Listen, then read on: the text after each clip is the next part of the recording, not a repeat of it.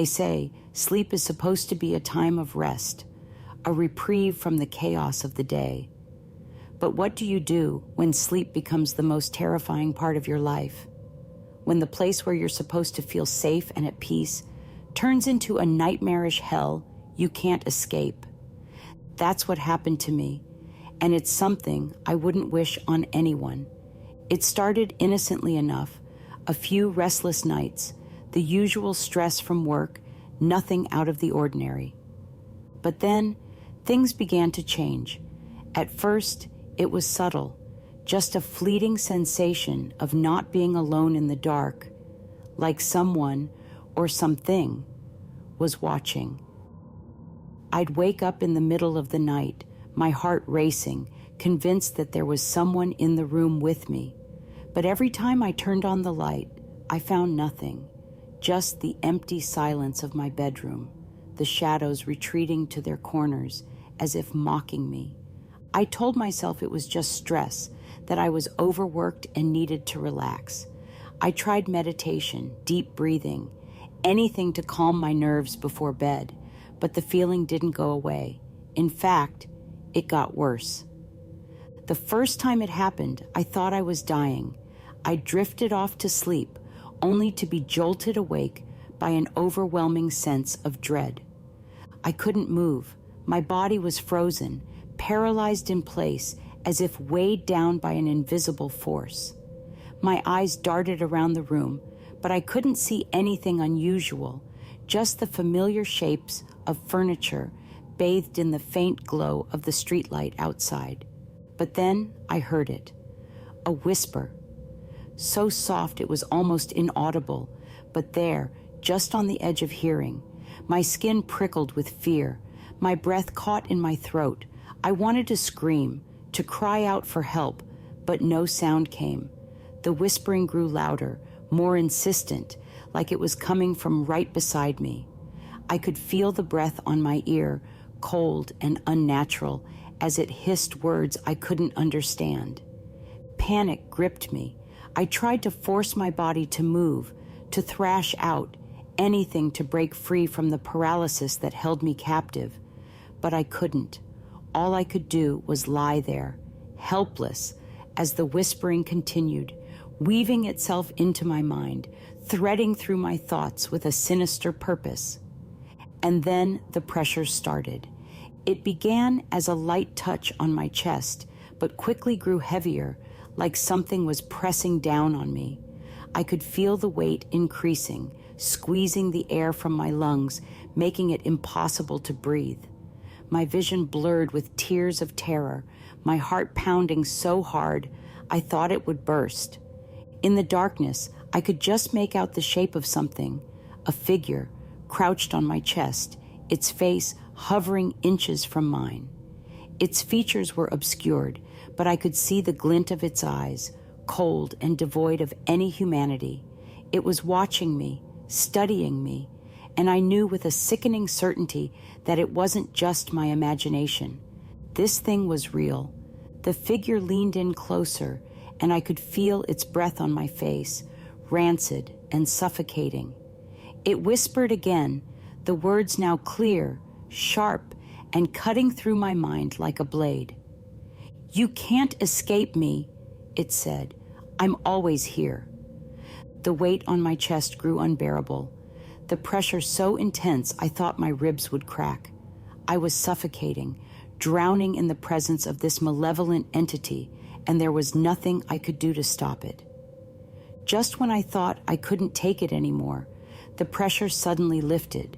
The figure was gone, vanished as quickly as it had appeared, leaving me gasping for air, my body drenched in cold sweat. I bolted upright in bed, my heart racing, my mind struggling to process what had just happened. Was it a nightmare? A hallucination brought on by exhaustion? Or was it something else, something far more sinister? I wanted to believe it was just a bad dream, that it was all in my head. But deep down, I knew better. The fear, the suffocating pressure, the whispered words, they were too real to be dismissed as just a figment of my imagination. I tried to go back to sleep, but every time I closed my eyes, I could feel the presence lurking just beyond the edge of my consciousness, waiting for the moment I let my guard down. I stayed awake for the rest of the night, too afraid to even turn off the lights. In the days that followed, I couldn't shake the feeling that something was wrong.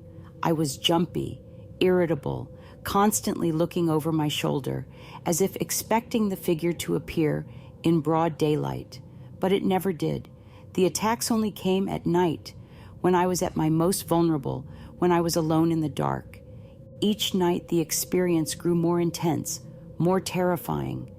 The paralysis would set in almost as soon as I fell asleep, locking me in place, trapping me in my own body. The figure would return, its presence more oppressive, more invasive, as it whispered its taunts into my ear. "You can't run," it would say. "You can't hide. I'll always find you." I started to dread going to bed. The thought of sleep became a source of anxiety, a battle I knew I was destined to lose. I tried staying awake, drinking coffee, taking cold showers, anything to avoid falling asleep. But no matter what I did, exhaustion would eventually overtake me, and I'd be pulled back into the nightmare. One night, after what felt like hours of fighting to stay awake, I finally succumbed to sleep. The paralysis set in almost immediately, the figure materializing beside my bed, its cold eyes boring into mine. But this time, something was different. The figure didn't just watch me, it moved. Slowly, deliberately, it reached out with one of its skeletal hands and touched my face. The cold, clammy fingers sent a shock of terror through me, and I tried to scream, to thrash, to do anything to break free, but I was powerless. The figure leaned in close, its face mere inches from mine. I could see it clearly now.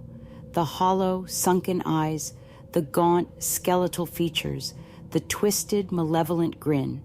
It was the face of something ancient, something evil, something that had no place in this world. "You belong to me," it whispered, its voice a raspy, malevolent hiss. "You can't escape. You'll never escape." The terror was overwhelming, suffocating, but I couldn't look away. I was trapped, frozen in place as the figure loomed over me, its presence filling the room with a suffocating darkness. I could feel its cold breath on my face, its fingers tightening around my throat, cutting off my air. And then, just as suddenly as it had appeared, it was gone. The pressure lifted, the paralysis broke, and I shot up in bed, gasping for air.